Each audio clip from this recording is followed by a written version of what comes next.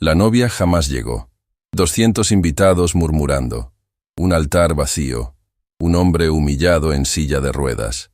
Y entonces miró a la empleada que servía agua y le susurró: «Por favor, finge ser mi novia hoy». La música nupcial llevaba demasiado rato sonando en bucle. Demasiado. El cuarteto de cuerda no se atrevía a parar.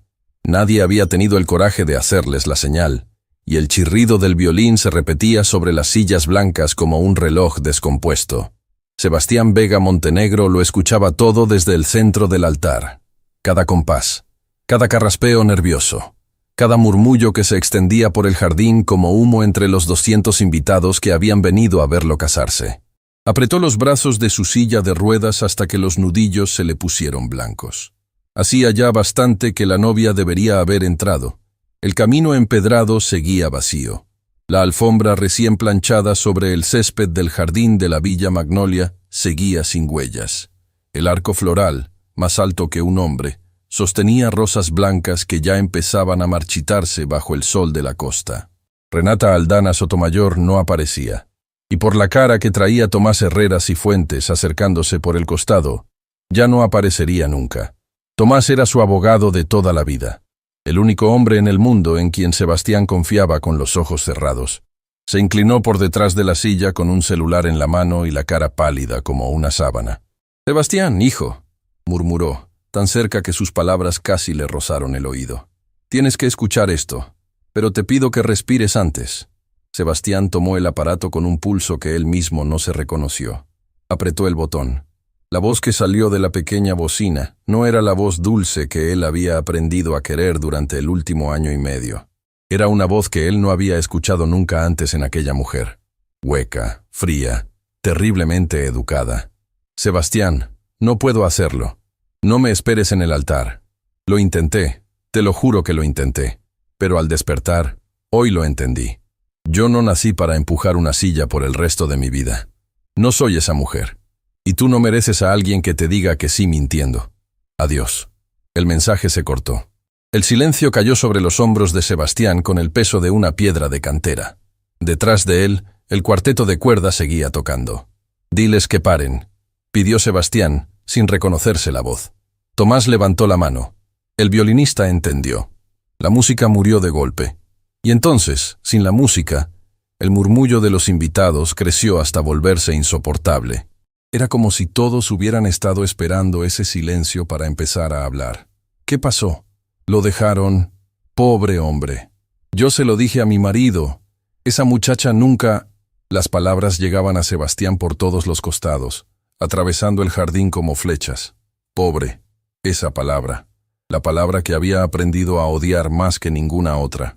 La palabra que la gente había empezado a usar al mirarlo desde aquella tarde, años atrás, cuando un camión sin frenos lo había dejado sentado en esa silla para siempre. Él, que había construido la red Hoteles Vega Magnolia desde una sola posada heredada de su abuela Inés, multiplicándola por la costa entera hasta convertirla en un imperio. Él, que había firmado contratos de millones sin que le temblara el pulso. Él, que había aprendido a vivir desde una silla de ruedas con la espalda recta, sin pedirle nada a nadie.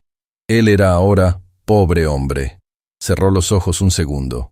Cuando los abrió, la vio.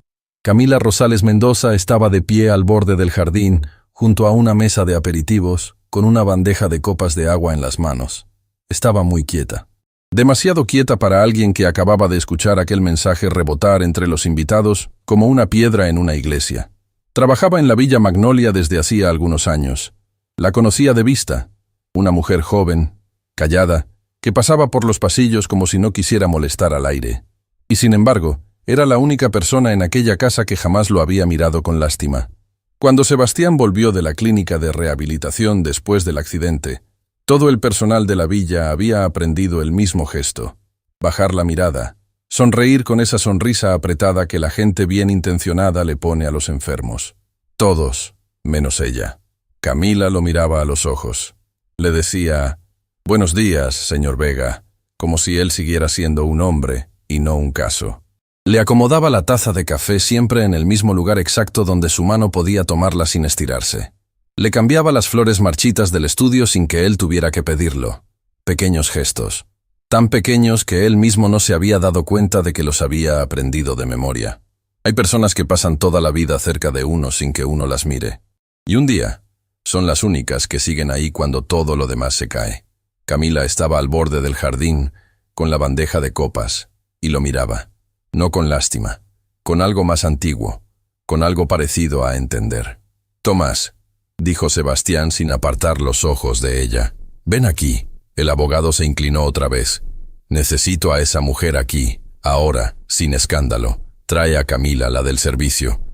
La que sirve el café por la mañana». Tomás no preguntó. En toda una vida de servirle a aquella familia, había aprendido a no preguntar nunca cuando el patrón hablaba con esa voz. Caminó por el costado de las sillas, esquivando miradas que ahora ya no disimulaban nada, y se acercó a Camila. Habló con ella unos pocos segundos. Sebastián vio cómo a ella se le abría la boca por la sorpresa, cómo bajaba la bandeja sobre la mesa con un cuidado que no correspondía al momento, cómo se secaba las manos en el delantal con un temblor mínimo que solo alguien que la conociera podría haber notado. Y entonces caminó hacia él. El murmullo del público bajó, subió, volvió a bajar. Algunos invitados se pararon de las sillas para ver mejor. Don Augusto Aldana Esquivel, padre de la novia ausente, se cruzó de brazos a un costado del jardín con la cara endurecida como un mármol. Doña Mercedes Olivares, la gobernanta jefe de la villa, se quedó paralizada en la fila del personal con un pañuelo a medio camino del ojo. Camila llegó frente a la silla de ruedas. No se sentó, no se inclinó. Quedó de pie, recta, con las manos cruzadas adelante, esperando. Sebastián levantó una mano y con una calma que no sentía por dentro, la posó sobre la mano de ella. El público entero contuvo el aire. «Camila», dijo él, en voz tan baja que solo ella pudo escucharlo, «te voy a pedir algo imposible. Lo voy a pedir como hombre, no como tu patrón. Si dices que no, mañana sigues en tu trabajo, te subo el sueldo y nadie sabrá nunca lo que te pedí. Te lo prometo por la memoria de mi abuela, pero si dices que sí, vas a salvarme la vida». Ella no se movió, solo lo miraba. «Finge ser mi prometida. Hoy, solo hoy, que toda esta gente piense que la novia que se fue era un error, una confusión, y que tú eres con quien yo iba a casarme realmente. No tienes que firmar nada, no tienes que casarte. Solo tomar mi mano frente a ellos hasta que el último invitado se marche del jardín. Te lo suplico, Camila». Vio cómo a ella se le humedecían los ojos. No supo si era de espanto, de pena o de furia. Esperó, y entonces, desde el costado del jardín, la voz de don Augusto cortó el aire como un cuchillo de cocina. «Esto es una farsa», gritó, caminando hacia el altar con pasos largos. «Esa mujer es una empleada de la casa. Yo la he visto pasar el trapo por el suelo de este mismo salón. Sebastián, por amor de Dios, no te humilles más de lo que ya te humillaron». Doña Mercedes soltó una exclamación ahogada. Una invitada de las primeras filas, una señora mayor con un collar de perlas, se llevó la mano al pecho. Otro invitado, un hombre de la junta directiva de Hoteles Vega Magnolia, se levantó de la silla con la cara descompuesta. Un fotógrafo, que había estado guardando la cámara, volvió a sacarla. Las cabezas se voltearon todas a la vez como un campo de girasoles. Camila no apartó la mano. Se enderezó, despacio, mirando primero a Sebastián, después al hombre que gritaba su condición desde el otro lado del jardín. Y entonces, para sorpresa de todos los presentes, incluyendo a Sebastián, que esperaba verla salir corriendo con la bandeja en la mano, ella habló, con voz tranquila, tan tranquila que el jardín entero la escuchó sin que ella tuviera que alzarla. «Mi nombre es Camila Rosales Mendoza», hizo una pausa, sosteniendo la mirada de don Augusto. «Y si el señor Vega me eligió a mí en este momento, soy yo quien tiene que responderle. No usted, señor». Un murmullo recorrió las sillas como una ráfaga de viento.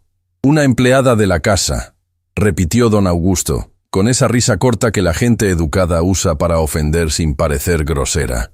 «Una camarista. ¿Sabe usted quién es la familia de la que está hablando, muchacha?» «Sé exactamente quién es», contestó Camila. Y algo en cómo lo dijo hizo que don Augusto se quedara muy quieto. Algo en los ojos de ella, algo en la forma en que pronunció esas 4 palabras, hizo que aquel hombre poderoso, con su porte de patriarca y su acento de salones de mármol, perdiera el color por un segundo. Sebastián la miró. Hubo una fracción de instante en que vio a una mujer que él no había conocido nunca en aquella villa. No la del café. Otra, más antigua, más vasta. Algo en los hombros de Camila se enderezó como si llevara años esperando justamente este instante. Ella bajó la mirada hacia él. Le apretó la mano. Y delante de todos, delante de los 200 invitados, de los fotógrafos que ahora disparaban en ráfaga, del padre de la novia ausente, de doña Mercedes que ya lloraba sin disimulo, del cuarteto de cuerda paralizado en el costado, del sol de la costa que empezaba a inclinarse, Camila Rosales Mendoza dijo fuerte y claro: sí. El jardín entero se quedó sin aire por un instante.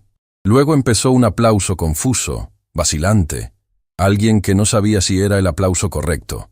Otro lo siguió, otro más, hasta que el sonido de las palmas se volvió un río torpe, conmovido, mezclado con risas nerviosas y con algunos invitados que no sabían si estaban viendo el final de un escándalo o el principio de algo mucho más grande. Sebastián cerró los ojos. Por primera vez en mucho tiempo, sintió que volvía a respirar. Le apretó la mano a Camila como un náufrago que toca tierra después de horas de mar abierto. Y entonces, mientras los fotógrafos seguían disparando y los invitados, todavía aturdidos, empezaban a aplaudir más fuerte, Camila se inclinó hacia su oído. Lo hizo con una sonrisa serena para las cámaras, pero las palabras que le susurró nadie más las escuchó. Acepto, señor Vega, pero hay algo que usted tiene que saber sobre Renata Aldana, algo que descubrí hace tiempo limpiando un cuarto de esta casa, algo por lo cual ella jamás iba a llegar al altar de hoy, ni iba a llegar al altar de ningún otro día con usted. Cuando se entere, va a desear haberse casado con ella sin saberlo nunca. Sebastián abrió los ojos. La sonrisa de Camila no se borró ni un segundo, pero la mirada de ella tampoco apartaba la suya. Y mientras los aplausos crecían, mientras don Augusto giraba sobre los talones y abandonaba el jardín a paso firme, mientras Tomás se mordía el labio sin entender qué acababa de pasar exactamente delante de sus ojos, Sebastián entendió por primera vez en aquel día interminable que el altar vacío no era el final de nada. Era apenas el principio. El último invitado salió del jardín de la Villa Magnolia, cuando el sol ya empezaba a inclinarse sobre los techos de tejas rojas. Sebastián lo vio marcharse desde la ventana del estudio, con el medallón de plata de su abuela apretado entre los dedos. Era una costumbre vieja, hombre. Cada vez que sentía que el suelo se le movía bajo los pies, sacaba el medallón del bolsillo y apretaba el grabado en la palma de la mano, hasta que el dibujo dejaba una marca pequeña en la piel. Era el modo que él tenía de recordarse a sí mismo que seguía vivo. Detrás de él, Tomás Herrera Cifuentes terminaba de cerrar la puerta con 2 vueltas de llave.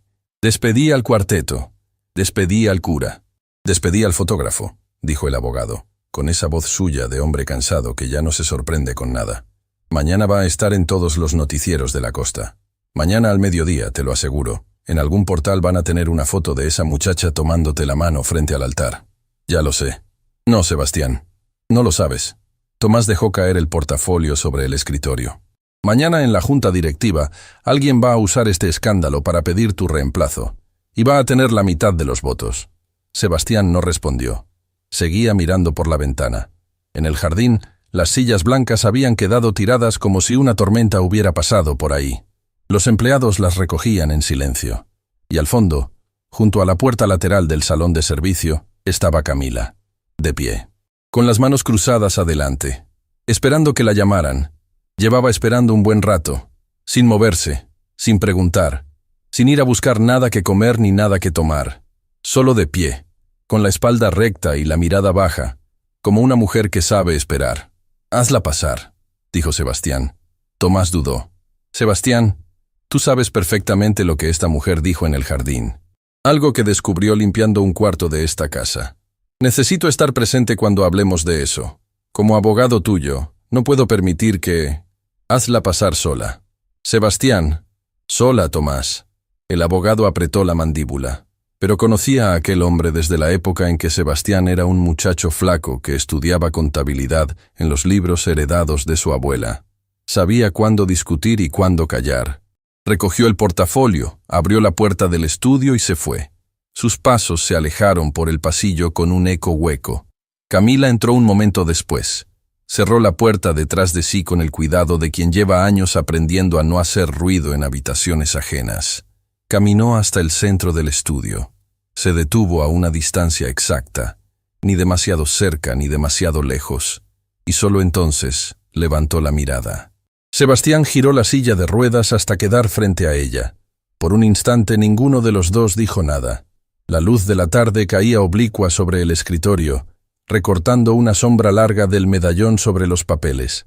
Afuera, alguien arrastraba una silla por el césped. «Siéntate, por favor», dijo él. Ella negó con la cabeza. «Despacio. Si me siento, señor Vega, voy a ponerme a llorar. Y no quiero ponerme a llorar delante de usted hoy». Sebastián dejó pasar un segundo. Después, asintió. «Entonces quédate de pie. Pero quédate». Hubo otro silencio. Un silencio diferente del primero. Un silencio que ya no estaba lleno de jardín, ni de invitados, ni de cámaras.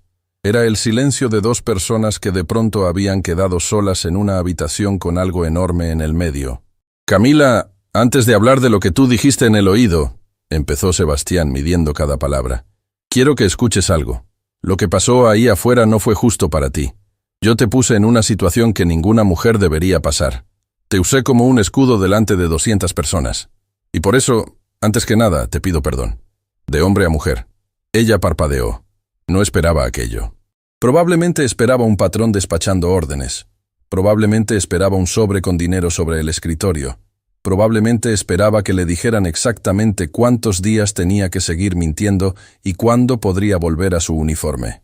No esperaba un perdón. «Señor Vega, Sebastián, aquí, dentro de esta habitación, soy Sebastián». Ella tragó. Apretó las manos una contra la otra. Pero no le tembló la voz cuando habló. «No tiene que pedirme perdón. Yo dije que sí porque quise. Nadie me obligó a nada.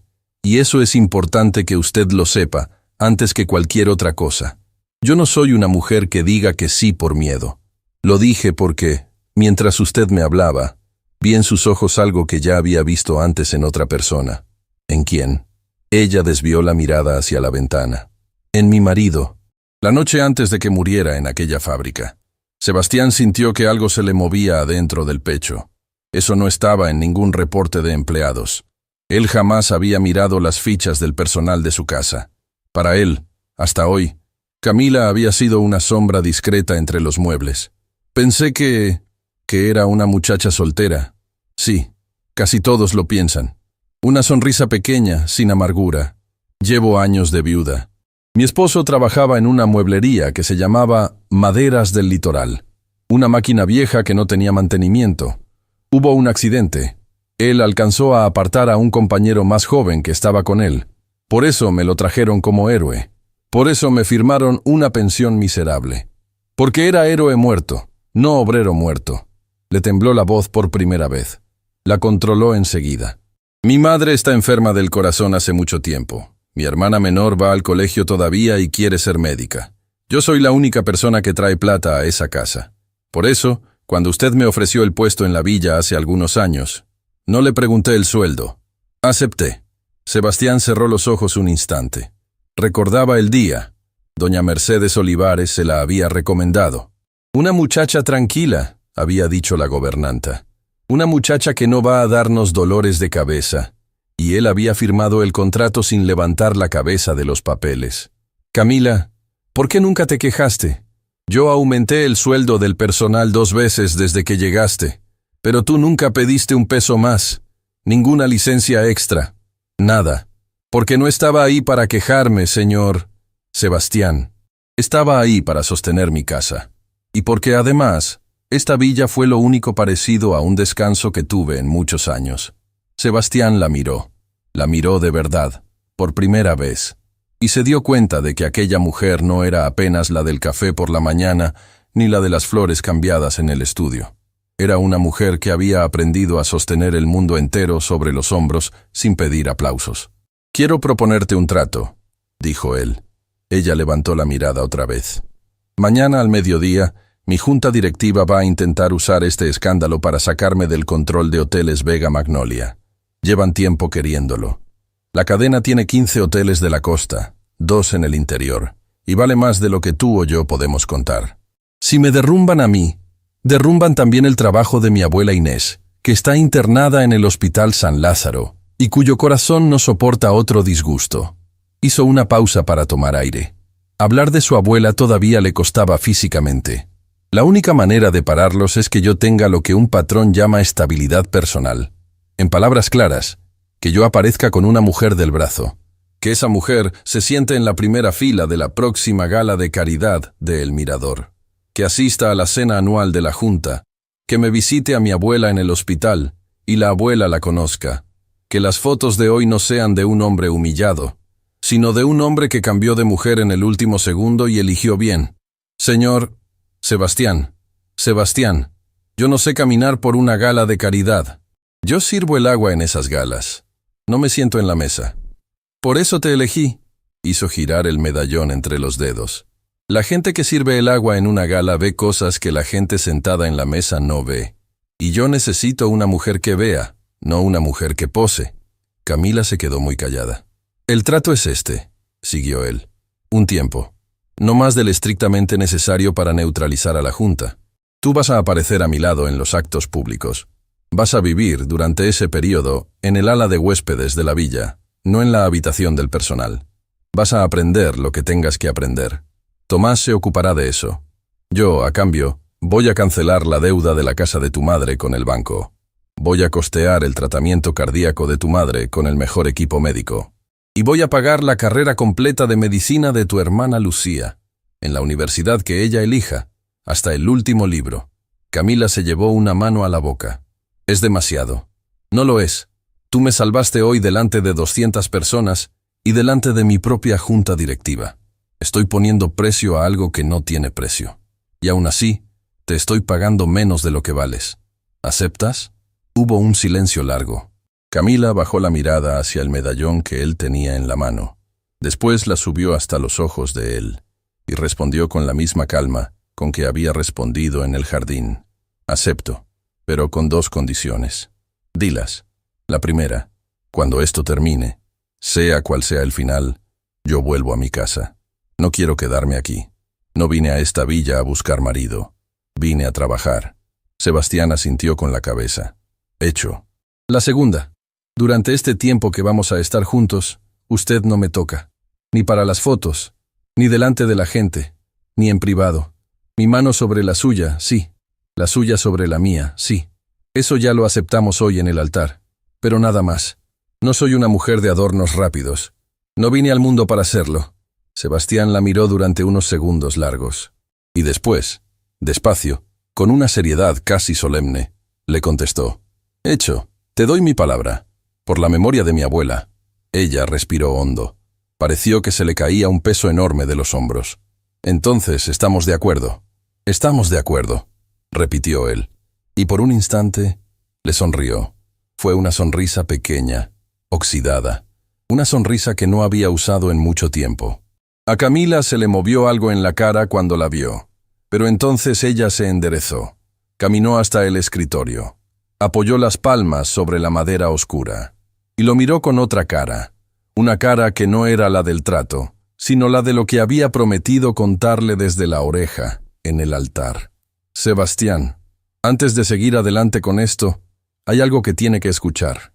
No voy a vivir bajo este techo, ni siquiera fingidamente, sin habérselo dicho. Habla. Hace algunos meses yo limpiaba el cuarto de huéspedes del ala oeste. La señorita Renata se hospedaba ahí cuando venía a quedarse fines de semana. Aquella tarde ella había salido temprano. Yo estaba aspirando la alfombra debajo de la cama cuando golpeé con la aspiradora una caja de zapatos que estaba debajo del colchón. Hizo una pausa. Tragó saliva. La caja se abrió. Cayeron papeles. Yo iba a guardarlos sin mirar. Pero mientras los recogía, vi una palabra. Un nombre. El nombre de su empresa, Sebastián. Hoteles Vega Magnolia. Y al lado, una firma que yo conocía de oír el nombre en esta casa. La firma del padre de ella, don Augusto Aldana Esquivel. Sebastián sintió que el medallón se le ponía frío en la mano. ¿Qué decían esos papeles, Camila? Ella lo miró. Y respondió con una voz tan baja que él tuvo que inclinarse adelante para escucharla. No soy una mujer estudiada para entender un papel de empresa, Sebastián. Pero leí lo suficiente para entender una cosa. En aquella caja había documentos firmados por don Augusto, donde se hablaba de cuándo iba a venderse esta cadena suya, como si fuera un trato ya hecho.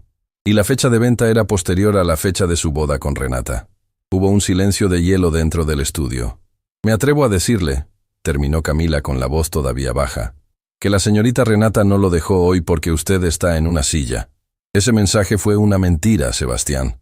Lo dejaron hoy porque ya tenían firmado el día en que su empresa iba a dejar de ser suya. Y era un día en que usted ya tenía que estar casado con ella. Afuera, el último empleado terminó de arrastrar la última silla. Adentro, Sebastián cerró el puño sobre el medallón hasta sentir que el grabado le dolía en la palma. Por la ventana, la sombra del jardín ya empezaba a alargarse sobre la pared del estudio. Y Sebastián entendió, por segunda vez en aquel día, que el altar vacío no había sido el final de nada. Era apenas el primer movimiento de una guerra que él, hasta hacía 5 horas, ni siquiera sabía que estaba peleando. Habían pasado algunos días desde la tarde del altar vacío. La Villa Magnolia parecía la misma de siempre por fuera. Los jardineros podaban los rosales, el portón blanco se abría y cerraba con su crujido habitual. Las cortinas del comedor principal se sacudían con la brisa del mar, pero por dentro algo se había desplazado, como cuando un cuadro queda torcido en la pared y nadie lo nota hasta que la luz cambia de hora y la sombra revela la inclinación. Camila Rosales Mendoza estaba en el ala de huéspedes, junto a la cómoda, cuando aquella sombra se hizo visible. Tenía el cuaderno de su madre entre las manos. Era un cuaderno gastado, encuadernado en cuero oscuro, con las puntas dobladas por los años de manoseo. Su madre lo había llenado de recetas, de poemas escritos a lápiz, de listas de compras de los meses en que la plata alcanzaba apenas para frijoles y tortilla. Camila lo abrió por la última página. La contratapa estaba forrada de papel marrón. Pasó la yema del dedo por una costura disimulada. Adentro, plegados con una paciencia que no se aprende en ninguna escuela, estaban los papeles que ella había encontrado meses atrás bajo el colchón de Renata Aldana Sotomayor. Camilita, hija. La voz vino desde la puerta. Camila cerró el cuaderno con un movimiento natural y lo dejó sobre la cómoda.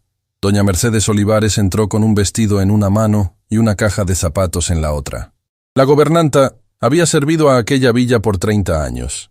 Había planchado pañuelos para doña Inés Vega cuando la abuela todavía caminaba por los pasillos.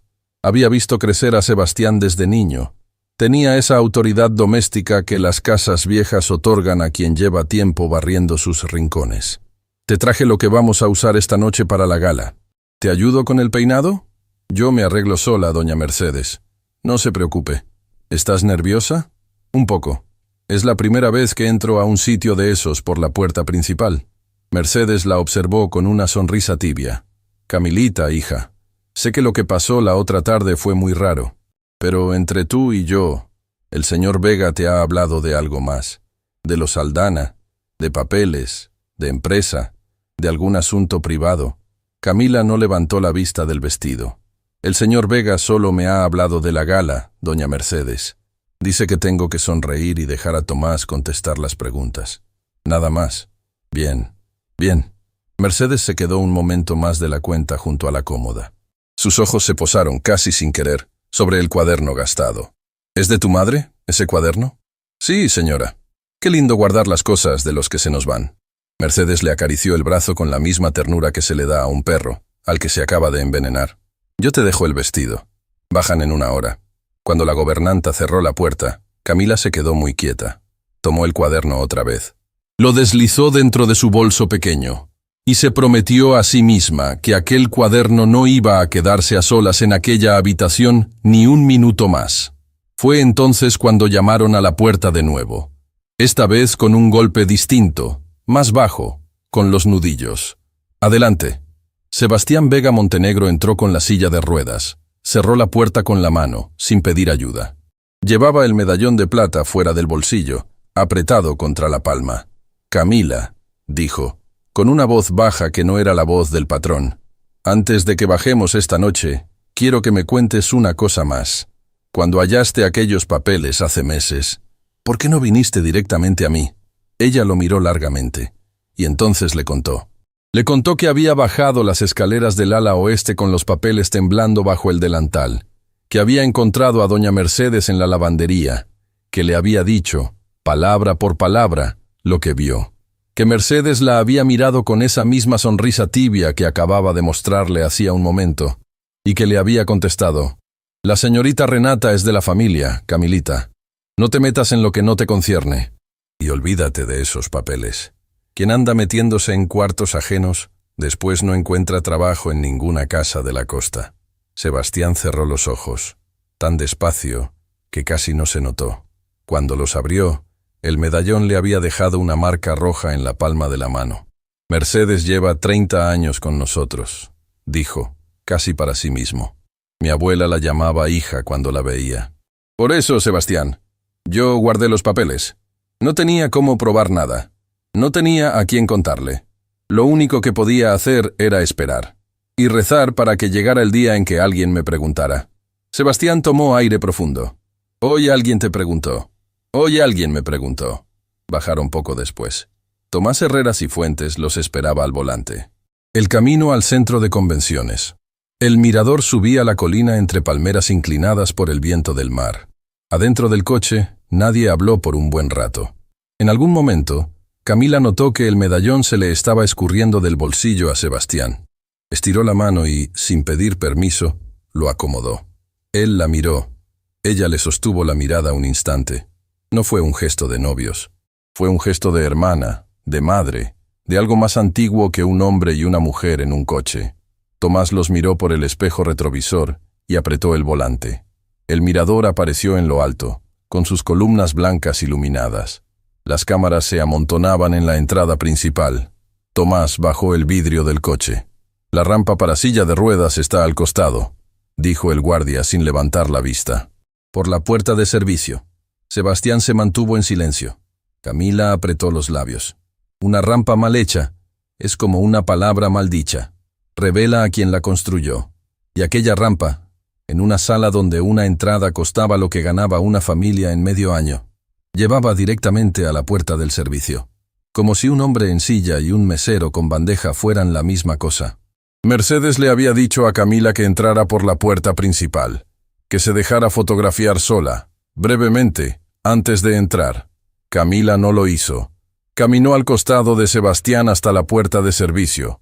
Cruzó por la cocina del mirador con él, entre meseros que la miraron sin decir nada, y entre cocineros que bajaron la cabeza. Llegaron al salón principal por el costado, juntos. Adentro, las luces eran tibias. Las copas tintineaban. Don Augusto Aldana Esquivel estaba al fondo, junto a una columna, con su esposa doña Beatriz Aldana del Solar, una mujer alta y silenciosa que llevaba años aprendiendo a mirar sin decir. Renata no estaba. Camila la buscó con los ojos. No la encontró en ninguna mesa. Don Augusto, en cambio, alzó la copa hacia ella con una sonrisa que era todo menos cordial. Sebastián la fue presentando una por una. Mi prometida, Camila Rosales. Algunos le tendieron la mano con frialdad educada, otros con curiosidad genuina. Camila contestaba con palabras simples. No intentó imitar el acento elegante de aquella sala. No pidió disculpas por el suyo. Habló como hablaba siempre. Y entonces, junto a una mesa lateral, una mujer de edad avanzada con un collar de perlas la tomó del brazo. Mi nombre es Esperanza Vergara de Castaños. Yo conocí a Inés Vega cuando éramos jóvenes. Su voz tembló un instante. Le habría gustado conocerla a usted, querida. Y créame, no se lo digo a cualquiera. Camila bajó la mirada y le besó la mano a la anciana. Fue un gesto antiguo, casi olvidado, pero salido del alma.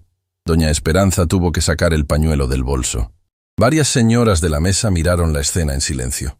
Algo se movió en aquel salón aquella noche. Algo que ninguna foto iba a poder capturar, pero que todas las matronas presentes sintieron. Camila no era una intrusa, era otra cosa. Algo que les recordaba a sus propias madres, a sus propias abuelas. Algo verdadero en una sala llena de cosas pulidas. Don Augusto lo notó. Y por eso, antes del postre, se acercó a Camila y le pidió una palabra a solas en el balcón. Salieron al balcón. La brisa del mar movía las plantas en macetas. Augusto se apoyó en la balaustrada de mármol con elegancia estudiada. «Querida, no le voy a hacer perder tiempo. Sé el nombre de su madre, doña Tránsito Mendoza. Sé que está en la lista de espera del Hospital San Lázaro por una válvula cardíaca. Sé que su hermana menor, Lucía, sueña con entrar a la Facultad de Medicina y que sin beca no llega». Sonrió con dientes blanquísimos. «Yo soy un hombre con muchas amistades, en muchos lugares. Una palabra mía, querida, y una lista de espera puede volverse mucho más larga de lo que el corazón de su señora madre tiene de tiempo». Camila no se movió, no bajó la mirada, no alzó la voz, lo dejó terminar. Y cuando él calló, ella habló con una calma que el balcón entero pareció escuchar. «Señor Aldana, mi madre llegó a esa lista porque su corazón se cansó de aguantar todo lo que la vida le puso encima. No por usted. Y va a salir de esa lista cuando le toque. No porque usted lo decida. Yo lavo platos, señor. No lavo conciencias. La suya. Hágasela usted mismo». Después le hizo una inclinación pequeña, casi cortesana, y volvió adentro. Don Augusto se quedó solo en el balcón con la copa temblando en la mano. En el coche de regreso, Sebastián habló por primera vez en mucho rato. «Camila, eso que le dijiste en el balcón, lo escuché todo. Tomás puso un grabador pequeño en tu bolso, por seguridad. Lo perdono, si me perdonas tú a mí». Ella sonrió cansada hacia la ventana. «Bien hecho». Tomás carraspeó al volante. «Sebastián, hay algo más. Mientras ustedes estaban allá adentro, recibí una llamada del personal de seguridad de la villa. La cámara del ala de huéspedes registró que alguien entró al cuarto de la señorita Camila durante la gala. Estuvo ahí cerca de 20 minutos. Revisó cada cajón. Levantó el colchón. Buscó por todas partes. A Camila se le heló la sangre, hasta que recordó. Sonrió. «¿Quién, Tomás?», preguntó Sebastián. Tomás la miró por el espejo retrovisor antes de contestar. «Doña Mercedes Olivares». Sebastián cerró los puños sobre el medallón. 30 años. 30 años de servicio. La mujer que su abuela Inés llamaba hija. La traidora vivía dentro de los muros de la propia villa. Camila abrió el bolso. Sacó el cuaderno gastado de cuero oscuro. Lo posó en su regazo. «No va a hallar nada en mi cuarto», dijo con una voz tranquila. «El cuaderno de mi madre va conmigo a todas partes. Donde voy yo, va él». Sebastián la miró. Y por primera vez desde el accidente que lo había dejado en aquella silla, desde la mañana del altar vacío, desde el día en que le dijeron «pobre hombre» por primera vez en su vida, soltó una risa breve, real, como un hombre que vuelve a respirar. El coche subió la última curva de la colina hacia la Villa Magnolia. Las luces del portón aparecieron al final del camino, y entonces Tomás frenó en seco. En la puerta de la villa, debajo de la luz amarilla de la lámpara de entrada, había una figura esperando, vestida con un abrigo largo, de pie, sola, sin coche en el camino, como si hubiera llegado caminando desde el infierno. Renata Aldana Sotomayor había vuelto, y los esperaba. Renata Aldana Sotomayor estaba bajo la lámpara amarilla del portón de la Villa Magnolia, con un abrigo largo que parecía no abrigarla. Tenía el cabello recogido con prisa. Tenía los labios partidos. Tenía un bolso de cuero pequeño junto a los pies, como si hubiera caminado mucho hasta llegar ahí. Y, sobre todo, tenía una cara que Sebastián Vega Montenegro no le había visto nunca antes en todo el tiempo en que había creído conocerla. Tenía la cara de una mujer asustada. Tomás Herrera Cifuentes apagó el motor del coche. Nadie habló dentro del vehículo durante varios segundos. El medallón de plata seguía apretado en la palma de Sebastián. Camila Rosales Mendoza, en el asiento trasero, sostenía el cuaderno gastado de su madre contra el pecho como un escudo. «Tomás», dijo Sebastián con la voz baja, «bajen el portón eléctrico. No la dejen entrar a la propiedad. Yo voy a hablarle desde aquí». «Sebastián». «Desde aquí, Tomás». El abogado obedeció. Bajaron del coche. Camila se quedó 2 pasos detrás. Sebastián movió la silla de ruedas hasta detenerse delante del portón cerrado. Renata estaba al otro lado, separada de él por el enrejado de hierro forjado. «Sebastián», dijo Renata. Le tembló la voz. «Necesito hablarte. Por favor, no tengo a dónde más ir esta noche». «Mandaste un audio diciendo que no querías empujar mi silla», respondió él sin levantar el tono. Esta es mi silla. Vine en ella. Habla. Renata cerró los ojos un instante. Cuando los abrió, estaban llenos de lágrimas. Y fue entonces, exactamente en ese instante, cuando Sebastián entendió algo que el medallón le venía gritando desde días atrás. Él había convivido años con esta mujer. Había planeado un casamiento con ella. Y no había aprendido nunca a distinguirle el llanto verdadero del llanto ensayado. Pero Camila, que apenas la había visto pasar 2 veces por los pasillos de la villa, supo, sin moverse, sin decir nada, lo que él tardó años en sospechar. Esas lágrimas son de las que sirven para algo, murmuró Camila, casi sin abrir los labios. Tomás también lo notó. Apretó la mandíbula y dio un paso atrás, de manera que su grabadora pequeña, escondida en el bolsillo interior del saco, quedara apuntando hacia la voz de Renata. Sebastián, mi padre me obligó a irme aquella mañana, dijo Renata desde el otro lado del portón. No fui yo te quiero. Yo iba a casarme contigo. Pero él me amenazó. Me dijo que si entraba al jardín, él iba a desheredarme. Yo huí porque tuve miedo. Pero ahora vine a contártelo todo. Vine a ayudarte. ¿A ayudarme? Sé cosas, Sebastián. Sé lo que mi padre planeó contra ti. Sé los nombres de los miembros de tu junta directiva que firmaron con él. Sé las cuentas en las que iba a entrar la plata de la venta. Te lo cuento todo, pero tienes que dejarme entrar esta noche. Tienes que protegerme. Si mi padre se entera de que estoy aquí, esto se acaba mal para mí. Hubo un silencio. Sebastián miró el portón. Miró a Tomás. Miró a Camila. Y entonces, con una calma que él mismo no se reconoció, le habló a Renata por última vez de aquel modo. Renata, vas a dormir esta noche en el Hotel Mirasol del centro. Tomás te paga la habitación con su tarjeta. Mañana al mediodía, tú y yo nos vemos en las oficinas de mi abogado. Si lo que dices es verdad y vienes con pruebas, voy a estudiarlo. Si no, no vas a volver a verme nunca. Esta es la única oferta que te voy a hacer. Sebastián, por favor. El Hotel Mirasol queda a 15 minutos. Tomás te llama un coche. Tomás ya estaba pidiéndolo desde el celular. Renata cerró los puños contra el portón. Por un segundo Camila pensó que la mujer iba a gritar. No gritó. Se mordió el labio. Recogió el bolso pequeño del suelo y caminó hasta el borde de la calle a esperar el coche, con los hombros muy rectos. Cuando el coche se la llevó, Sebastián abrió la palma de la mano. El medallón le había dejado 2 marcas rojas, una al lado de la otra, como 2 golpes pequeños en el corazón. Tomás, dijo, sin apartar los ojos del lugar donde había estado Renata. Esta noche, en la villa, no duerme nadie del personal habitual. Que se vayan todos a sus casas con un día libre pagado. Quiero la villa vacía esta noche.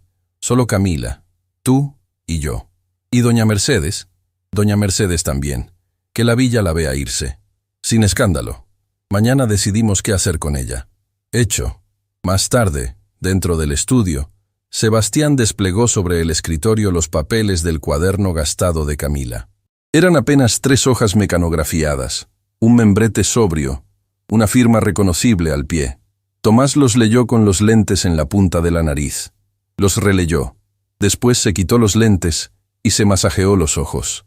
Sebastián, esto solo no alcanza para hundir a don Augusto, pero sí alcanza para una cosa, para pedirle al juzgado mercantil una medida cautelar que congele la operación.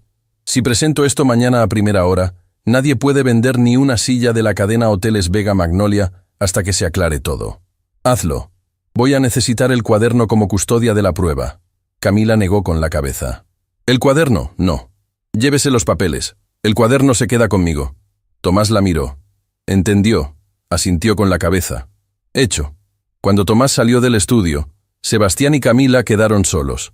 Afuera había empezado una llovizna pequeña que pegaba en los vidrios de la ventana sin hacer apenas ruido. Camila, dijo Sebastián, mañana al amanecer voy al Hospital San Lázaro. Mi abuela Inés tuvo una mala noche, según el mensaje que me llegó hace 1 hora. ¿Quieres venir conmigo? Ella se sorprendió. ¿Yo? Pero su abuela ni me conoce. ¿Te conoce? La enfermera de planta le mostró las fotos que salieron en los noticieros del altar. Hace 3 días que mi abuela me pide hablar contigo. Yo no quería traerte mientras todo esto estaba tan crudo. Pero hoy ya no puedo seguir aplazándolo. Si tú no quieres ir, no pasa nada. pero te lo pregunto. Voy. A primera luz del día siguiente, salieron rumbo al hospital. La llovizna había parado. El cielo estaba lavado y limpio sobre los techos de la costa. El Hospital San Lázaro era un edificio de 3 plantas, blanco, austero. La habitación de doña Inés Vega quedaba en el último piso, con vista a un patio interior con una palmera vieja. Cuando Camila empujó la silla de Sebastián hasta dentro de la habitación, se quedó parada en el umbral. Doña Inés era una mujer pequeña, frágil, con el cabello recogido por una enfermera con dedos cariñosos. Tenía los ojos celestes muy claros. Tenía una vía intravenosa en la mano. Y tenía, al cuello, un medallón de plata exactamente igual al de su nieto. «Acércate, mi niña», dijo la abuela. Su voz era apenas un hilo, pero firme. «Acércate sin miedo». Camila se acercó. Tomó la mano libre de la anciana. Doña Inés le retuvo los dedos con una fuerza sorpresiva para una mujer en su estado. «Yo conocí a tu madre», dijo de pronto la abuela. A Camila le dio un vuelco en el pecho. «¿A mi madre, señora?» «Doña Tránsito Mendoza». «Sí. Cuando yo era joven y todavía caminaba, hacía obra social en una casa de costura para mujeres de barrio del puerto. Tu madre estuvo ahí un tiempo. Tenía las manos más finas de toda la sala. Cosía florcitas con un primor que yo no he visto en otra mujer. Y un día tuvo que dejar las clases porque se le enfermó el marido. Nunca pude pagarle todo lo que ella me regaló de su tiempo». Le apretó los dedos otra vez. «Me alegra que la vida me la haya devuelto en su hija». Camila tuvo que llevarse la mano libre a la boca. Sebastián miró a su abuela, después a Camila, después al techo blanco, tragando saliva en silencio. Hay coincidencias que no son coincidencias. Hay vidas que sin que uno se entere, llevaban décadas tejiendo un encuentro. «Mi niña», dijo doña Inés, mirándola a los ojos. «Mi nieto te eligió delante de 200 personas en un altar. Yo no estaba ahí, pero he vivido lo suficiente para saber una cosa. Cuando un hombre, en el peor momento de su vida, mira a una mujer y la elige sin saber casi nada de ella, no es porque esté loco. Es porque esa mujer, sin haber dicho una palabra, ya se le había hecho casa adentro. ¿Tú entiendes lo que te estoy diciendo?» Camila asintió con la cabeza, sin poder hablar. «Cuídamelo», pidió la anciana. «Y cuídate tú, que mi nieto no tiene a nadie más, y tú tampoco». Doña Inés sacó entonces, de debajo de la almohada, un sobre de papel beige. Se lo entregó a Sebastián. «Esto es para ti, hijo. Si todo se complica más, tú lo abres. Si no se complica, lo guardas, y se lo das algún día a tus hijos. Yo no sé qué me queda de tiempo, pero quiero que esté en tu mano antes de cualquier cosa». Sebastián tomó el sobre. Le besó la frente. Camila les dejó un momento solos y salió al pasillo a respirar. En el pasillo del último piso, junto a la ventana que miraba al patio interior, había una silla de plástico para acompañantes. Camila se sentó. Apretó el cuaderno de su madre contra el regazo. Pensó en doña Tránsito, en su casa pequeña del barrio del puerto. Pensó en las manos finas de costura de las que la abuela acababa de hablarle. Pensó en su hermana Lucía durmiendo en una cama angosta, con un libro de biología abierto sobre la cara. Pensó en su marido, en el hombre joven que había salido un día a la fábrica y nunca había vuelto, y sin querer, soltó una lágrima en silencio. Una mano le tocó el hombro. Era Tomás. Había llegado al hospital. Tenía la cara descompuesta. «Camila, ¿Sebastián está adentro?» «Sí. Necesito que entres conmigo. Tengo que decirles algo a los dos juntos». Volvieron a la habitación. Tomás cerró la puerta con cuidado para no perturbar a la anciana, que se había quedado dormida con la mano sobre el pecho. «Sebastián, Camila, la medida cautelar que presenté esta mañana se aceptó. La cadena Hoteles Vega Magnolia queda congelada para cualquier operación de venta hasta nueva orden judicial». Tomás respiró. «Pero no vine solo a traer eso. Cuando salí del juzgado me esperaba alguien afuera. Una persona que pidió hablar conmigo en un café cercano. Vino sin abogado, sin escolta, sin nada». «¿Quién, Tomás?» El abogado se mojó los labios secos. «Doña Beatriz Aldana del Solar, la esposa de don Augusto, la madre de Renata». Sebastián no se movió. «¿Y qué quería?» «Quería contarme algo, Sebastián. Sobre el accidente que te dejó en esa silla». El silencio en la habitación se volvió tan denso que se escuchó la respiración pausada de doña Inés en la cama. Camila sintió que el cuaderno le temblaba en las manos. Sebastián posó la palma sobre el medallón, que ahora ya no le dolía solo en la palma. Le dolía adentro, como si por primera vez entendiera qué cosa había estado guardando todos esos años en aquella pieza pequeña de plata vieja. «Tomás», dijo, con una voz que ya no era la voz del patrón, ni la del prometido, ni la del nieto. Era la voz de un hombre que de repente entendía que su vida entera le había sido contada al revés. «Repíteme eso despacio, despacio». Tomás respiró hondo. «Aquel camión sin frenos, Sebastián, el que te dejó en esa silla. Doña Beatriz dice que no fue un accidente. La habitación del hospital quedó en un silencio que ni doña Inés, dormida con la mano sobre el pecho, alcanzaba a llenar. Sebastián Vega Montenegro miraba a Tomás Herrera Cifuentes como un hombre mira a otro hombre que acaba de encender un fósforo dentro de una habitación llena de papel viejo. «Repítelo, Tomás», murmuró, pero más despacio. Tomás sacó una libreta del bolsillo interior del saco. La abrió en una página marcada con un lápiz. «Doña Beatriz Aldana del Solar pidió encontrarse conmigo sola, sin escolta, sin chofer. Llegó en un coche público hasta la cafetería Arenas del Sur, junto al juzgado. Pidió un té. No se lo tomó. Me dijo, palabra por palabra, lo siguiente, que aquel camión que cruzó delante de tu coche en la curva de la subida al mirador, hace algunos años, no era un camión de empresa. Era un camión alquilado 2 días antes, a nombre de un hombre que ya está muerto. Un chofer al que pagaron en efectivo. Beatriz dice que estaba en la sala cuando su esposo cerró el trato. Sebastián cerró los ojos. Por un instante, la habitación entera se le movió, como si la silla de ruedas, después de años de quietud, hubiera tropezado con un escalón invisible. Camila se acercó, le posó una mano en el hombro. No dijo nada, solo dejó la mano ahí. Sebastián tomó aire profundo y la dejó. «Tomás», dijo abriendo los ojos, «¿por qué Beatriz vino a contar esto justo hoy? Llevamos años». «¿Por qué hoy?» «Porque Renata no era la primera novia, Sebastián. Y porque lo que iba a pasar contigo después de la boda no era solo perder la cadena hotelera, era perder mucho más. Habla». Tomás se inclinó. Su voz bajó tanto que Camila tuvo que aproximarse para escucharlo. «Doña Beatriz dice que su esposo, don Augusto Aldana Esquivel, había firmado un contrato con un grupo extranjero. No solo iba a venderles la cadena, iba también a hacer que la directiva te declarara mentalmente incapaz para los negocios después del casamiento, alegando trauma post-accidente y depresión. Renata firmaría como esposa autorizada. Te internarían en una clínica psiquiátrica privada en el interior, indefinidamente. La fortuna entera, la cadena, la villa, todo, pasaría al manejo conjunto de Renata y de su padre durante años». Camila se llevó la mano libre a los labios. «Yo», empezó Sebastián. Tuvo que detenerse. Le costaba dar aire a las palabras. «Yo me iba a quedar en una clínica el resto de mi vida». «Sí», dijo Tomás. «Doña Beatriz dice que ese era el plan completo. Y dice más. Dice que ella accedió durante años, que se calló, que se hizo la que no escuchaba en su propia casa. Pero que cuando Renata volvió anoche a la villa con el cuento de que su padre la había obligado a huir, Beatriz entendió una cosa. Su hija ya no estaba siendo usada por Augusto. Su hija ya estaba siendo Augusto. Y por eso, por primera vez en 40 años de matrimonio, Beatriz tomó un coche público sin avisarle a nadie y vino a buscarme». Sebastián guardó silencio durante un buen rato.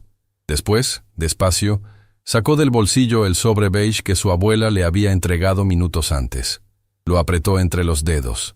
«Mi abuela me dijo que abriera esto si todo se complicaba más», murmuró. «Yo creo que el momento es ahora, Tomás». Camila quiso retirarse. Sebastián levantó la mano libre y le pidió, con un gesto, que se quedara. Abrió el sobre. Adentro había 2 hojas escritas a mano, con la letra trabajosa de doña Inés. Sebastián las leyó en silencio. Se le humedecieron los ojos. Pasó la primera hoja. Pasó la segunda. Cuando terminó, dobló las hojas con un cuidado casi religioso y se las entregó a Tomás. «Léelas tú», en voz baja. «Yo no puedo decirlas». Tomás las leyó. Cuando terminó, miró a Sebastián con una expresión que Camila no le había visto nunca en la cara. «Tu abuela», dijo Tomás, «sabía. Lo sabía hace años, Sebastián. Lo sabía desde unos meses después del accidente. Por eso te puso a estudiar Derecho Mercantil. Por eso te hizo poner el patrimonio de la cadena bajo una estructura que solo tú puedes desbloquear. Por eso nunca quiso que te casaras con Renata Aldana, aunque jamás te lo dijo en voz alta. Sebastián se llevó las dos manos a los ojos. Se quedó así un instante largo. Cuando bajó las manos, Camila vio una lágrima caer sobre el pantalón de él. Una sola. Sebastián, que había soportado el altar vacío sin un quejido público, lloraba ahora en silencio por la mujer pequeña que dormía en aquella cama de hospital. «Mi abuela me protegió», murmuró. «Mi abuela me protegió todos estos años, sin decirme, para no quitarme el sueño, para que yo siguiera siendo un hombre, y no un asustado». Camila se arrodilló junto a la silla de ruedas. Sin pedir permiso, le tomó las dos manos. Se las besó una, después la otra, como su madre Tránsito le había enseñado a besar las manos de los abuelos en su barrio del puerto. Sebastián cerró los ojos. Doña Inés, en la cama, suspiró sin despertar, como si en algún rincón del sueño profundo en que estaba, hubiera sentido la escena. Volvieron a la Villa Magnolia al final de la tarde. La villa estaba vacía, tal como Sebastián había pedido. Solo el guardia del portón, lejano, cuidaba la entrada. Doña Mercedes Olivares se había ido por la mañana con su día libre pagado, sin sospechar nada. Tomás se encerró en el estudio con 3 carpetas. Camila se quedó con Sebastián en el salón principal, y entonces sonó el timbre del portón. Tomás miró por la cámara de seguridad. «Es doña Beatriz», dijo. «Pidió venir esta tarde para entregar documentación. Llegó antes de lo previsto. Hazla pasar». Doña Beatriz Aldana del Solar entró en el salón con el aire de una mujer que ya no espera nada de la vida, y por eso, justamente por eso, ha decidido decir la verdad. Llevaba un bolso viejo de cuero. Sebastián le ofreció asiento. Camila le acercó un vaso de agua sin que nadie se lo pidiera. Beatriz tomó el vaso con manos que temblaban, no de miedo, sino de cansancio acumulado durante décadas. «Sebastián, hijo mío», dijo, mirándolo a los ojos. «Yo conocí a tu abuela cuando éramos 2 jóvenes en bailes de provincia. Inés se casó por amor con un hombre que la respetó hasta el último día. Yo me casé por conveniencia con un hombre que nunca me respetó.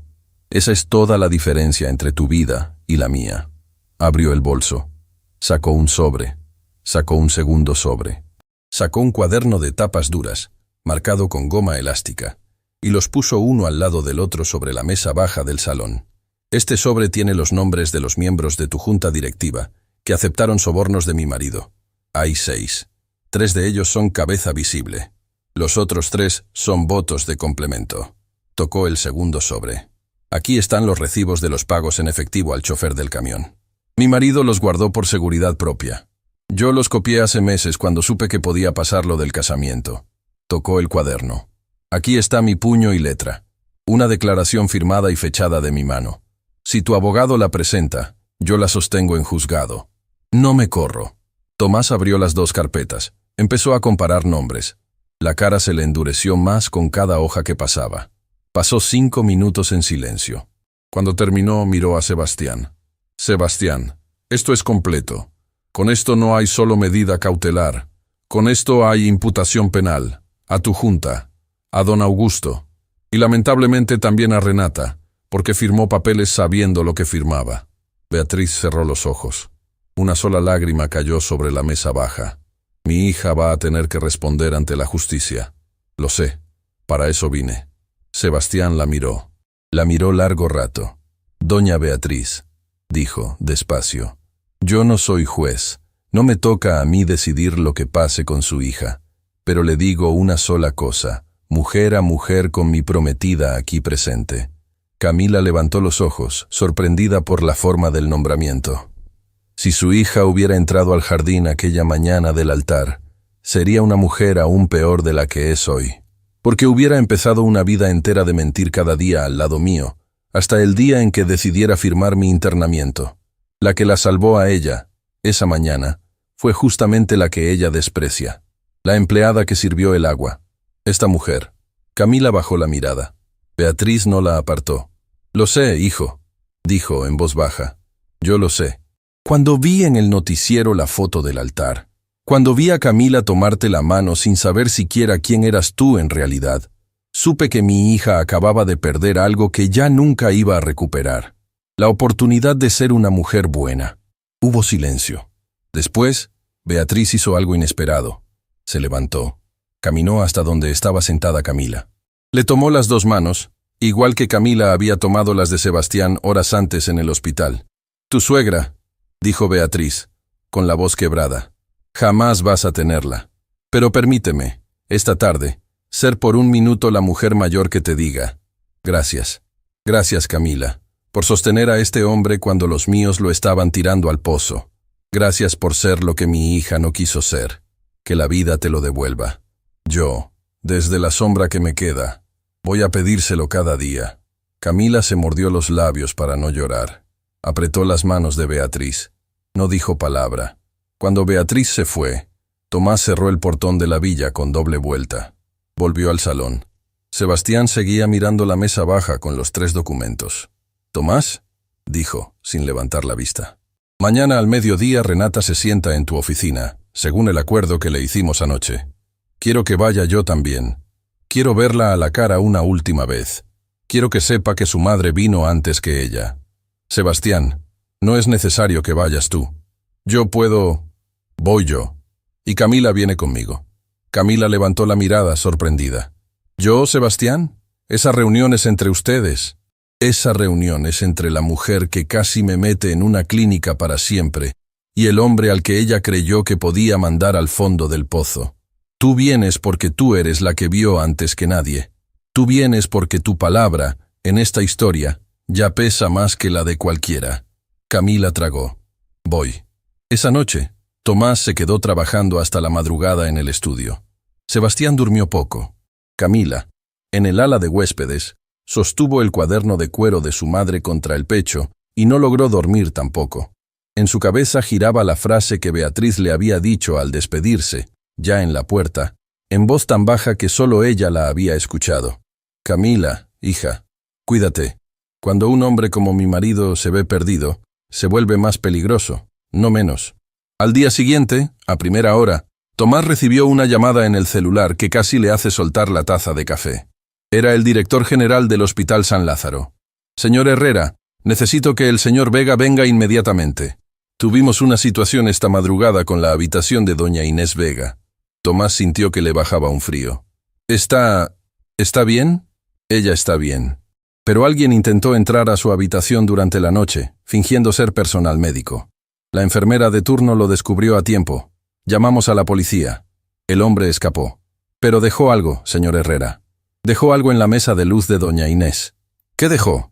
El director del hospital tardó un momento en responder. «Una invitación de boda, señor Herrera.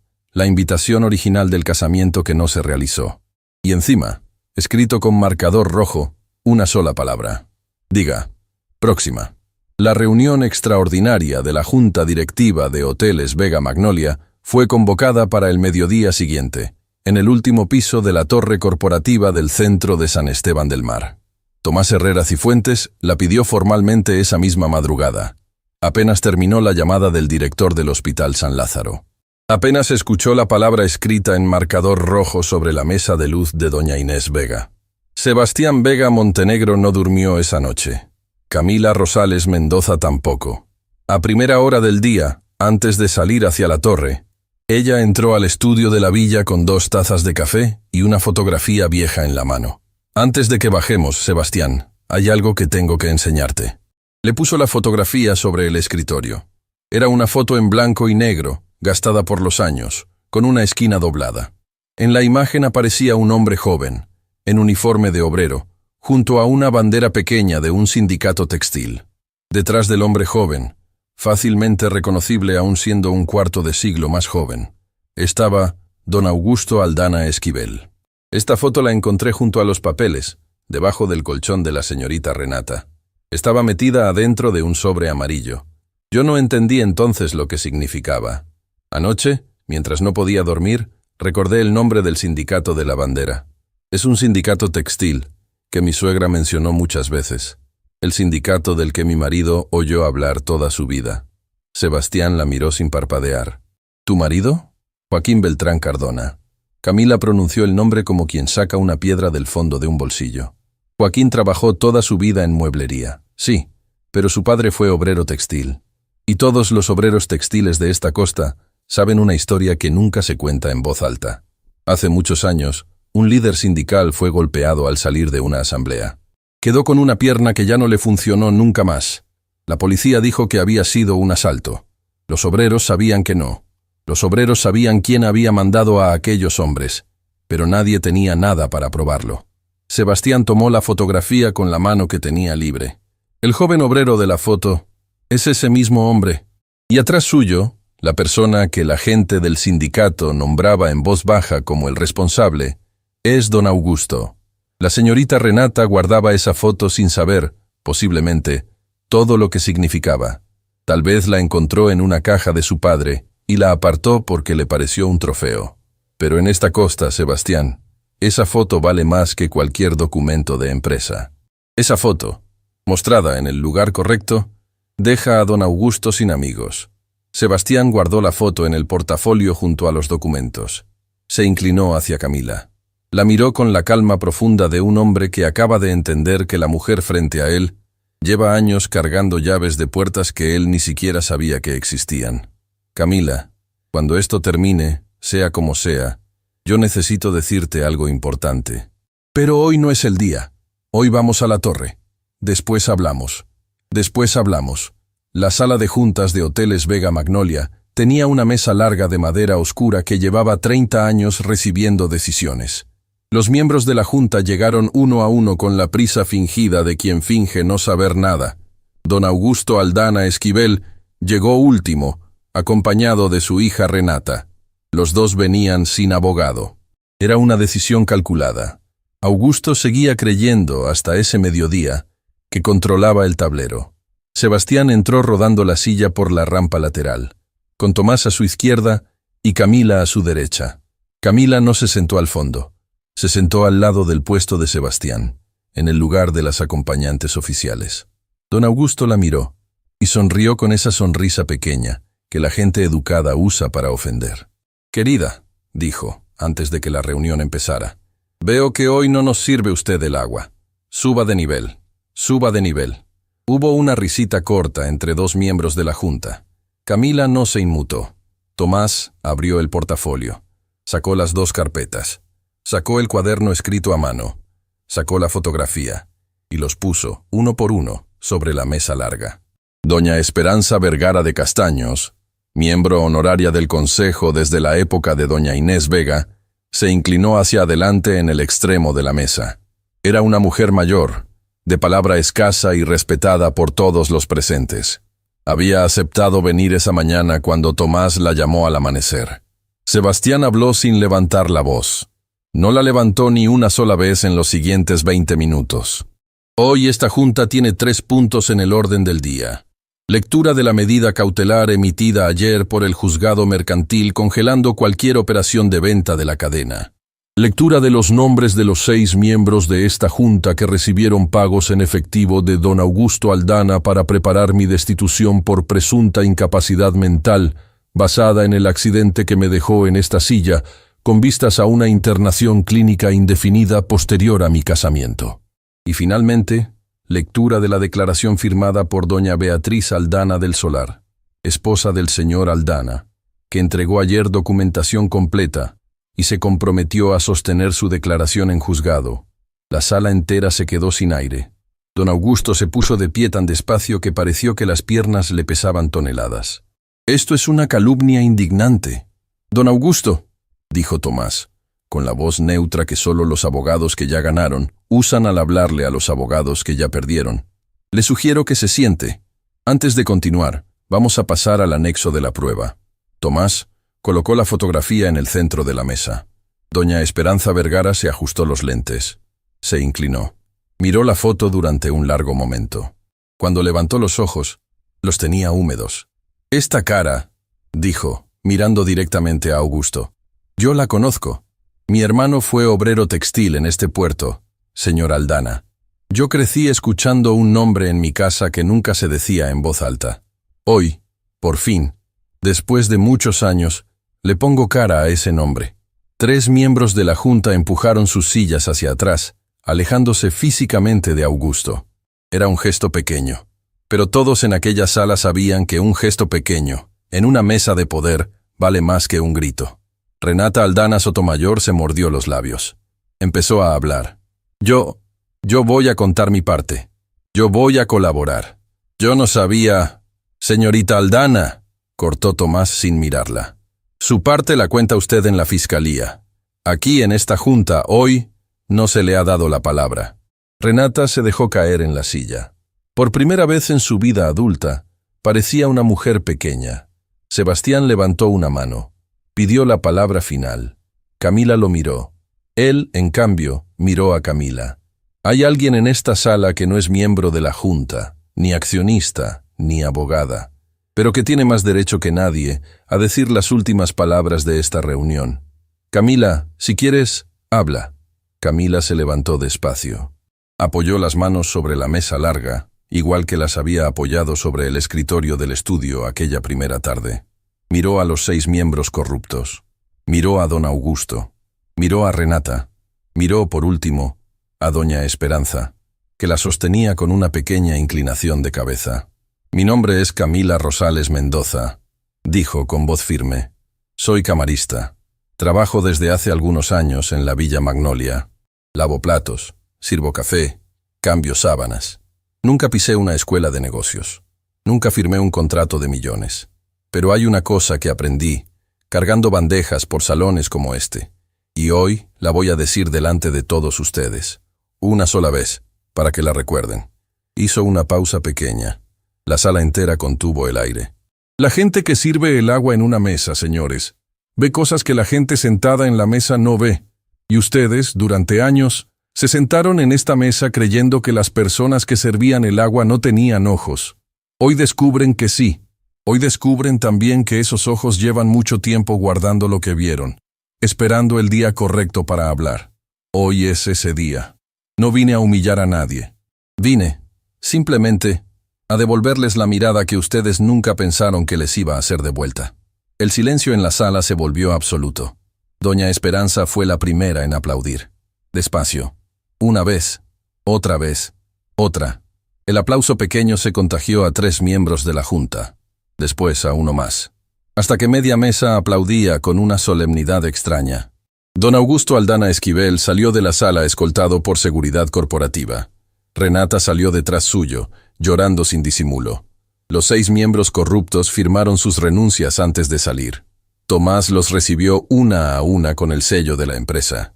Cuando la sala se vació, quedaron solos los 3. Sebastián, Camila y Tomás. Doña Esperanza se acercó antes de irse. Tomó las manos de Camila. «Camila, hija, yo no tengo descendencia. Mi marido y yo decidimos hace años destinar parte de nuestro patrimonio a una fundación que paga becas universitarias. Tu hermana Lucía Rosales Mendoza, si aprueba el examen de medicina, tiene desde este mismo mediodía su carrera completa pagada por la Fundación Vergara de Castaños. Sin condiciones, sin firma de tu parte, sin obligación con nadie. Es mi modo de devolverle a tu madre las clases de costura que mi querida Inés nunca alcanzó a pagarle». Camila se llevó la mano libre a la boca. No pudo hablar. Solo asintió con la cabeza, derrotada por aquella ternura. Doña Esperanza la besó en la frente como una abuela. Volvieron a la villa al final de la tarde. Sebastián, en el camino, recibió una llamada del Hospital San Lázaro. Era el mismo director. La voz del hombre temblaba esta vez por motivo distinto. «Señor Vega, su abuela doña Inés despertó hace 1 hora. Está pidiendo verlo. Y dice algo que no entendemos del todo. Repite un nombre. Camila. Y repite una palabra. Capilla. Que vayan los 2 a una capilla. Que es lo único que ella ya quiere ver con sus propios ojos antes de soltar». Sebastián cerró los ojos. Camila, a su lado, se llevó las manos al cuaderno de su madre. Esa noche, en el estudio de la Villa Magnolia, Sebastián abrió por primera vez una carpeta que su abogado nunca había abierto delante de nadie. Buscó un nombre, llamó a una persona, programó una visita para la mañana siguiente a una capilla pequeña, rodeada de árboles, en las afueras del pueblo. Se llamaba Capilla Nuestra Señora del Rocío. Y entonces, por primera vez en años, marcó él mismo, con su propia mano, un número de teléfono que tenía guardado y nunca había usado. Esperó 2 timbres. Cuando le contestaron, dijo solo una frase. Doña Tránsito Mendoza, soy Sebastián Vega. Le pido permiso, mañana al amanecer, para ir a buscarla a su casa y llevarla en mi coche a un lugar muy especial. No puedo decirle más por teléfono. Solo le pido que confíe en mí. Y que venga su hija menor, Lucía, también. Hubo un silencio del otro lado de la línea. Después, una voz muy pequeña, muy cansada, muy llena de algo que Sebastián no supo nombrar. Voy, hijo, voy. El amanecer en la costa llegó pálido, como si el cielo también supiera que aquel día iba a ser distinto. Sebastián Vega Montenegro salió de la Villa Magnolia con Tomás Herrera Cifuentes al volante. El medallón de plata de su abuela Inés iba en el bolsillo del pecho, encima del corazón. Pasaron a buscar a doña Tránsito Mendoza por la casa pequeña del barrio del Puerto. La casa era humilde. La fachada estaba descascarada por la sal del mar. Tránsito esperaba en la puerta con un chal sobre los hombros, apoyada en el brazo de Lucía Rosales Mendoza. La hija menor de Camila tenía los ojos grandes de una adolescente que todavía no entiende qué hace ahí, pero que aprendió hace tiempo a no preguntar cuando una hermana mayor manda. Sebastián bajó del coche. Caminó con la silla hasta donde estaba la madre. Le tomó las dos manos y le dijo, sin preámbulo, lo que había ensayado durante toda la noche. Doña Tránsito, hace muchos años, mi abuela Inés Vega le pagó a usted unas clases de costura con menos plata de la que su tiempo valía. Hoy yo vengo a llevarla a usted a un lugar donde mi abuela quiere pedirle perdón por aquella deuda. Y donde además, su hija mayor va a casarse conmigo en una capilla pequeña de las afueras, si ella todavía me acepta. Tránsito lo miró. Sebastián vio en aquellos ojos cansados un fondo de luz que el cuerpo gastado no había logrado apagar. Hijo, dijo ella despacio, si Camila te aceptó delante de 200 personas sin saber siquiera quién eras, te aceptará hoy con todas las luces prendidas. Vamos. En la villa, mientras tanto, doña Mercedes Olivares fue recibida en el estudio. Llegó pensando que volvía a un trabajo que llevaba 30 años ejerciendo. Al entrar, encontró a Camila sentada en el sillón principal, con el cuaderno gastado de cuero apoyado sobre el regazo. Mercedes se quedó parada en el umbral. Doña Mercedes, dijo Camila sin levantar la voz.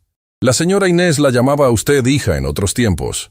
Por respeto a esa palabra, hoy nadie va a denunciarla a la policía. Tomás guardó la grabación de la cámara del ala de huéspedes en una caja fuerte. La caja fuerte se queda cerrada para siempre.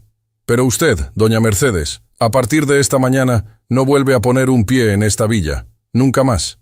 Su jubilación está depositada. Sus cosas, embaladas.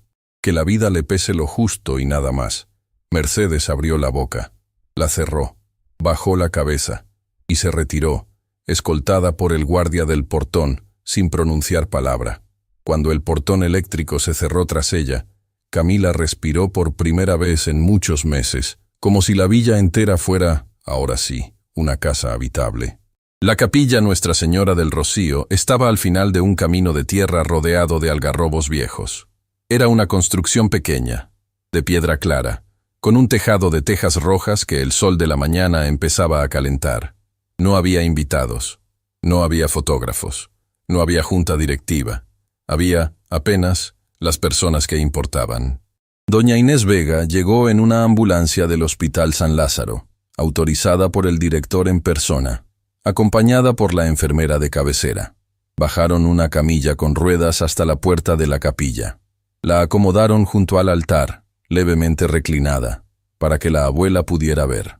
Tenía los ojos celestes muy claros, y aquella mañana, una lucidez serena que la enfermera le susurró a Sebastián que era posible que no volviera a tener. Camila entró sostenida del brazo izquierdo por su madre Tránsito y del brazo derecho por su hermana Lucía. Llevaba un vestido sencillo, ningún velo largo, ninguna corona, solo una ramita de jazmín del jardín de la villa, sostenida en la mano derecha. Se había peinado ella misma frente al espejo del ala de huéspedes, esa madrugada, con las manos firmes de una mujer que sabe que los días grandes no se delegan. Doña Tránsito caminó despacio, deteniéndose cada pocos pasos para tomar aire. Lucía, del otro lado, le sostenía el codo con una ternura que solo tienen las hermanas menores cuando entienden, de pronto, que la mayor también necesita ser cuidada. Sebastián las esperaba al pie del altar, en su silla. Tomás Herreras y Fuentes hacía las veces de testigo. Doña Esperanza Vergara de Castaños, sentada en el primer banco, hacía las veces de la familia ampliada que la vida les iba dando. Cuando Camila llegó al altar, doña Inés levantó la mano descarnada y le pidió un momento al sacerdote. «Espere, padre», dijo la abuela con voz quebrada pero clara. «Antes de que esta muchacha jure nada delante de Dios, su abuela en Cristo tiene que pedirle perdón a su madre delante de todos». Tránsito Mendoza se acercó a la camilla. Le tomó la mano a Inés. «No hay nada que perdonar, mi señora», murmuró Tránsito. «Aquellas clases me regalaron unas tardes felices en una vida en que las tardes felices fueron pocas». «Las hijas de uno», respondió Inés con un hilo de voz. «A veces se cruzan por caminos que las madres no podemos entender hasta el final. La suya y el mío se cruzaron. Que el mismo Dios que nos juntó tarde nos perdone a las dos por no habernos buscado antes». Las dos mujeres mayores se sostuvieron la mirada. Tránsito le besó la mano a Inés. Inés le besó la frente a Tránsito. Y solo entonces, el sacerdote pudo seguir. Sebastián tomó las manos de Camila. Le dijo sus votos despacio, mirándola a los ojos. Le dijo que la había elegido en el peor instante de su vida porque aquella mujer ya se le había hecho casa adentro sin que él lo supiera. Le dijo que la silla de ruedas era apenas un mueble, pero que ella era el techo. Le dijo que no le pedía sostenerlo a él, sino caminar a su lado. Que aquellas piernas que le faltaban a él las prestaban juntos los pasos de ella. Camila respondió con una calma que conmovió a la enfermera, a Tomás, a Esperanza y al sacerdote. Le dijo a Sebastián que ella había aprendido, en los pasillos de aquella villa, que ser vista por un hombre vale más que ser deseada por todos los demás. Que ella no traía dote, ni apellido, ni patrimonio. Que traía solamente un cuaderno gastado de cuero oscuro, con poemas de su madre y recetas escritas a lápiz. Que aquel cuaderno, a partir de aquella mañana, sería de ellos dos. Cuando se besaron, no hubo aplausos. Hubo, apenas, el ruido pequeño del viento moviendo las ramas de los algarrobos y un sollozo contenido de Tránsito en el primer banco. Doña Inés Vega cerró los ojos despacio. La enfermera se acercó, alarmada. La abuela abrió los ojos otra vez. «Tranquila, mi niña», le dijo a la enfermera. «No me voy todavía, pero quería verlo, y lo vi. Ahora puedo descansar bien». Doña Inés vivió varias semanas más, en su habitación del Hospital San Lázaro, recibiendo cada tarde la visita de Camila, que le leía pasajes del cuaderno gastado de cuero. Tránsito Mendoza recibió un trasplante en una clínica privada que la Fundación Vergara cubrió por completo, y se recuperó lo suficiente para volver a sentarse al sol del patio de su casa pequeña, junto a la sal del mar, a coser florcitas para la nieta que no llegaría nunca, pero que ella seguía esperando con la paciencia de las madres antiguas. Lucía Rosales Mendoza pasó el examen de medicina con la mejor nota de su promoción. Don Augusto Aldana Esquivel fue procesado por la justicia. Doña Beatriz Aldana del Solar sostuvo su declaración hasta el final. Renata Aldana Sotomayor colaboró con la fiscalía y recibió una pena reducida, lejos de la costa, en una ciudad del interior donde nadie sabía su apellido. Beatriz le escribió una carta a Camila, una sola, en la que le agradecía haber sido lo que su hija no quiso ser, y le pidió que aquella carta, al ser leída, fuera quemada. Camila la leyó, la quemó. Hoteles Vega Magnolia se reorganizó con una junta nueva. Doña Esperanza Vergara aceptó ocupar el sillón honorario que dejó Inés. Sebastián volvió a firmar contratos sin que le temblara el pulso. Pero esta vez los firmaba con Camila al lado, en una oficina diseñada para que la silla de ruedas y la mujer caminando llegaran juntas a la misma altura del escritorio. Pasó un tiempo. Una mañana cualquiera, en el jardín de la Villa Magnolia, Sebastián ensayaba con un fisioterapeuta. Logró sostenerse de pie, apoyado en una barra paralela, durante unos pocos segundos. Camila lo miró desde la puerta del jardín, con la mano en el vientre que ya empezaba a curvarse muy levemente. No le dijo nada, solo le sonrió. Sebastián entendió. El medallón de plata de doña Inés terminó colgado al cuello de Camila el día en que la abuela cerró los ojos por última vez. Una de las cartas manuscritas de Inés decía, en su última línea, que esta plata vieja siga acompañando a la mujer que mi nieto tuvo el coraje de elegir cuando estaba más solo que nunca. El cuaderno gastado de cuero oscuro pasó, con el tiempo, a las manos de Lucía. Cuando Lucía se recibió de médica, lo guardó en su consultorio, sobre el escritorio. Una paciente le preguntó una vez qué cuaderno era ese, tan viejo. Lucía le respondió mirando hacia la ventana. Es el cuaderno de las mujeres de mi familia. Aquí adentro está escrito, sin que ninguna lo haya escrito a propósito, todo lo que yo soy. Y en una tarde tibia, al final de un camino de tierra rodeado de algarrobos, Sebastián Vega Montenegro empujó por primera vez, dando 2 pasos sostenido por Camila, el coche pequeño donde dormía una niña que tenía los ojos celestes muy claros de una bisabuela que ya no estaba, las manos finas de costura de una abuela que la esperó con paciencia, y el nombre, sencillo y firme, de la mujer que un día sirvió el agua en un jardín y devolvió, a quien quiso humillarla, una mirada que el mundo entero nunca olvidó. La niña se llamaba Inés. Y el viento del mar, esa tarde, parecía haber estado esperando ese nombre desde siempre.